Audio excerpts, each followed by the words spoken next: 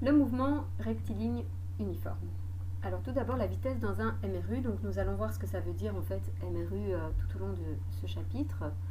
Et donc première chose, petit rappel, on a bien dit que tout objet en mouvement, donc ça va toujours être par rapport à un repère, va s'éloigner ou se rapprocher de celui-ci avec une certaine vitesse. Donc par exemple, si on a une voiture et que le compteur de vitesse de cette voiture est cassé, alors comment est-ce qu'on va procéder pour connaître sa vitesse moyenne? Donc vous devez imaginer que vous partez en vacances, il y a environ 1000 km qui vous séparent de votre lieu de vacances, et bien comment vous allez estimer plus ou moins le temps que ça va vous prendre pour aller jusque là. Alors je sais que maintenant avec les applis et tout ça, bon, bah, c'est assez simple, il suffit de mettre l'adresse et sur le smartphone ça vous indique le temps exact que vous allez mettre pour arriver. Mais si vous avez, admettons, votre téléphone qui est cassé, comment est-ce que je vais faire? Alors, pour cela, eh bien, je vais mesurer le temps de parcours pour une certaine distance. Donc, je vais me dire, ok, j'ai 1000 km à faire, donc il va falloir que je mesure ce temps-là pour déterminer plus ou moins ma vitesse. Alors, la chronophotographie, d'accord, c'est un des moyens qui permet d'analyser plus facilement un mouvement.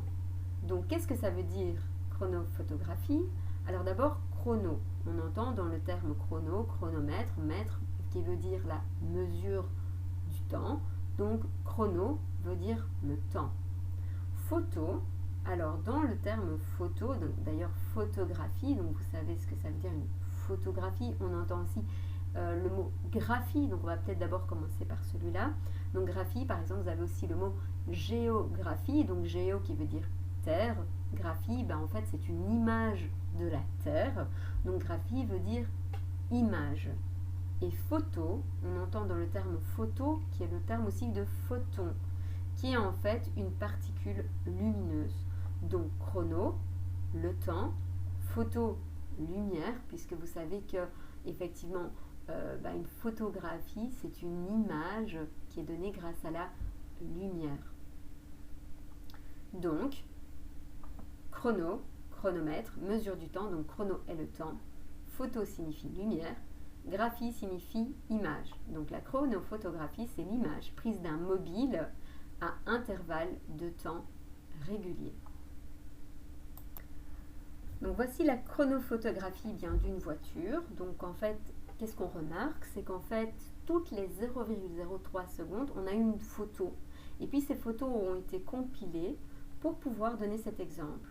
Donc première photo, deuxième photo, troisième, quatrième, cinquième, sixième, septième, huitième, neuvième et dixième photo.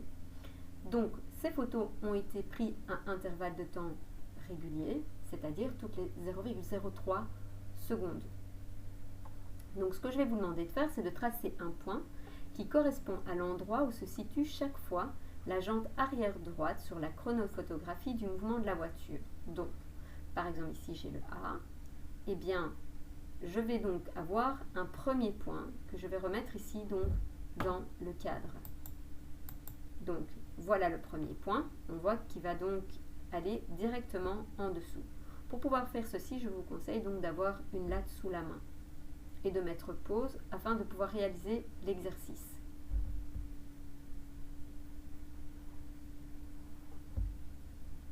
Alors, une fois que tous vos points sont tracés,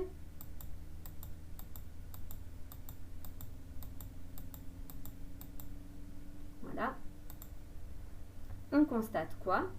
On constate que l'espacement entre chaque point va être tout à fait régulier. D'ailleurs ici, si vous mesurez d'ailleurs la distance entre A et B, B et C, C et D, etc., vous verrez que la distance est tip-top la même. Donc ça veut dire qu'entre vos points ici, cette distance doit être également la même. Donc l'espacement entre chaque point est régulier. L'exercice suivant donc fera part de la vidéo suivante et donc il va falloir compléter le tableau de données grâce à la chronophotographie ici de la voiture et tracer le graphique qui s'y rapporte.